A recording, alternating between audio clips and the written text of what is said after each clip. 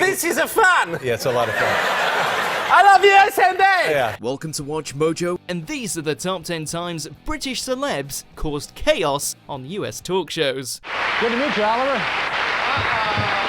For this list, we'll be looking at the times American chat shows were brave enough to invite guests over from the UK and perhaps got more than they bargained for, whether it was controversial, unexpected, or just outlandishly entertaining. Is this what you all do for a living? Yes. Okay, but I'm here to... Professional. Okay, well, let me help you. Number 10, Atkinson Goes Full Bean. In 2018, comedic treasure Rowan Atkinson made an appearance on The Late Show with Stephen Colbert to promote the third installment of the Johnny English franchise. I'm a huge fan. I went and fanned at you a little bit backstage before you came out here. Oh, well, that's very kind of you. So far, so routine.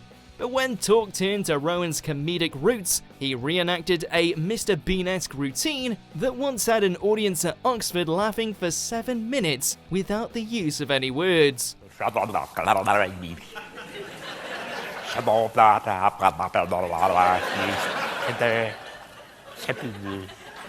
Atkinson's effortless transition from his mild-mannered self into full-on Bean mode would have James McAvoy's character in Split envious. Hopefully, for the Blackadder star's next appearance, he'll spend the whole interview in the Bean persona. Anyway, it was something like that. It was... Number 9, Gordon and Corden start a fire. It doesn't need fat. You don't add fat on fat. Now, all right, guys, but Matilda. Gordon's no stranger to talk show troubles, and we might have included that time he predictably filled a swear jar on Jimmy Fallon. But then there's also the time he and his daughter made a manic English breakfast alongside James Corden. I'm getting crispy. This really should have been a pretty straightforward feature, a pro chef preparing an everyday meal. But no. The cook-off sees Ramsay set fire to his station, his daughter call him out on burning bacon, and James serve up a plate of, well, slop. Get back to the day job, Gordon. Oh, wait. Number 8, Cowell doesn't mince words. Back when the US X Factor was still a thing, judges Simon Cowell and Demi Lovato popped up on an edition of Conan to promote the series. It didn't take long for things to kick off between the two, as Lovato immediately went in for a dig over Cowell's infamous, overly exposed, cleavage? We're trying to reach to a younger demographic. Yes. And I just don't feel like we're going to accomplish that when he's showing more cleavage than Brittany and I are. In response, the music mogul was prompted by the host to let the singer know how he really feels about her. Simon didn't hold back, living up to his blunt and ruthless reputation by straight up telling Demi that she's annoying right to her face. Ouch. You are very annoying. Thanks. How does that? How's that? Well, you are. You could be a bit of an ass. I know. How's that? Number 7, Grant gets frank. In the mid-90s, Hugh Grant was mired in controversy due to a particular act of infidelity, shall we say, against one Elizabeth Hurley. How about the Hollywood reaction? As you know, the Hollywood community was shocked to learn that this type of thing was going on, right? But Grant didn't shy away from his actions, confronting the whole thing on The Tonight Show. Leno ripped the band-aid off instantly, asking Hugh, What the hell were you thinking? as his opening question.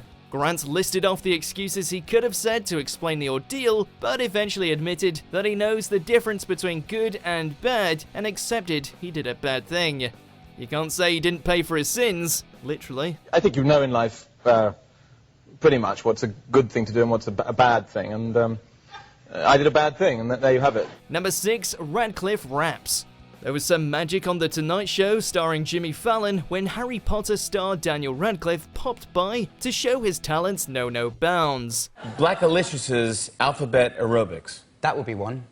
You know how to do that whole song? Yeah, I do, yes. That's one of the trickiest, fastest songs I know. Well, yeah. After expressing his fondness for rap and revealing he's capable of rapping the entirety of Black Alicious' alphabet aerobics, Fallon couldn't resist offering the Brit a microphone to show what he's got. Detonator, dime a dank, daily do and go. Demonstrations, Don Dada on the down low. Eating other editors with each and every energetic, epileptic episode, elevated etiquette. Impressively, Radcliffe pulled off the performance flawlessly, not tripping on his words even once. Forget talking to snakes, this was far more of a tongue twister. Now we're just left wondering why Daniel hasn't released a rap cover album. Yesterday, Zonzo sells our yawns. Zigzag zombies, zooming to the zenith. Zero and ten thoughts overzealous from Zealous. Come on! Number 5. Sharon Osbourne's Royal Desires.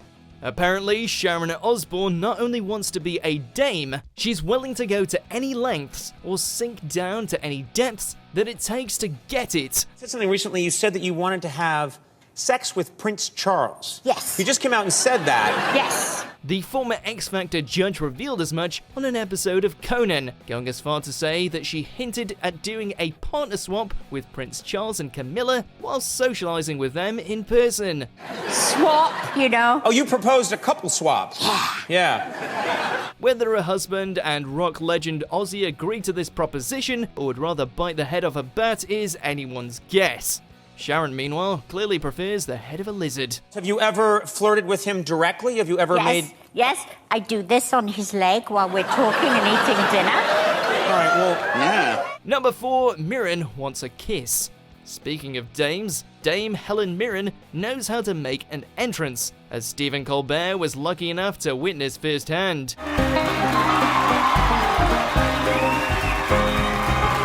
The Queen actress didn't waste any time in creating a stir by ignoring the talk show host's attempts at an innocent handshake and going straight in for a kiss on the mouth. Colbert's flustered and smitten response is clear evidence that this wasn't a moment planned ahead of time. The audience loved it too, but probably not as much as Stephen did. British chat show hosts must be asking themselves what they're doing wrong.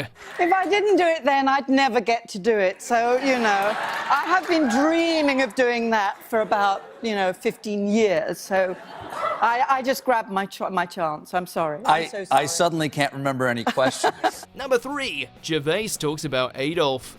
Never a stranger to controversy, Ricky Gervais was on form during a chat on Late Night with Seth Meyers. The host brought up one of The Office star's many risque moments, this one being the time the comedian made Hitler jokes in Berlin. Yeah. You actually told Hitler jokes in Berlin. Yeah. How did that go? They loved it. Yeah. Honestly. From then, it wasn't long before Gervais was showing pictures of baby Hitler on his phone and offering a surprisingly thoughtful explanation to why he wouldn't travel back in time and kill him. I wouldn't kill him, I'd change him. I'd just be nice to him, get him into art college. The hilarity continued as the comic went on to demonstrate how the image of baby Hitler sometimes pops up unprompted on his iWatch. So I can be in a meeting and just baby Hitler pops up. Number 2, Brand takes over. This now infamous interview consisted of comedian, actor, author, and activist Russell Brand swinging by Morning Joe on MSNBC to promote his Messiah Complex stand-up tour. Messiah Complex, that's the name of your tour? Yes. Do you have one? No. It's a mental illness. Things escalated quickly, however, as Brand was let off his leash and began to dissect the performances of the hosts, offering advice on how they could conduct their jobs better. You are talking about me as if I'm not here and as if I'm an extraterrestrial. You know I'm from a country that's near to you. The rational observations are treated like an alien language by the interviewers, with one even confessing that he literally can't understand Russell. I have no idea what he's... It's best you focus on your driving, Brian. You're a man, you don't want to be distracted by humour, you might crash into a pedestrian. Okay. So it's a good thing. You can see where Brand felt compelled to offer some guidance. People of America, we're gonna be okay. Everything's alright. Before we continue, be sure to subscribe to our channel and ring the bell to get notified about our latest videos. You have the option to be notified for occasional videos or all of them. If you're on your phone, make sure to go into your settings and switch on notifications. Number 1. Borat is Borat. The long-running The Late Show with David Letterman saw all sorts of chaotic moments and contentious celebrity guests over the years, but perhaps none more so than when Borat appeared. My name is Borat Sagdiyev. I'm a journalist. I am a son of Asimbala Sagdiyev. Sacha Baron Cohen was there to discuss the Borat movie, and fortunately for everyone watching, decided to do it in character. The interview would arguably not even be allowed to air today, with Borat talking about being the son of a criminal and his disturbingly young wife, now deceased, and other such casual chatter. My wife is dead. I'm sorry to hear that. High five! Yes. The man behind the character always does well to keep a straight face, but Letterman certainly couldn't. Kazakhstan is now a very civilized country, much like USA. Did you enjoy this video? Check out these other clips from WatchMojo and be sure to subscribe and ring the bell to be notified about our latest videos.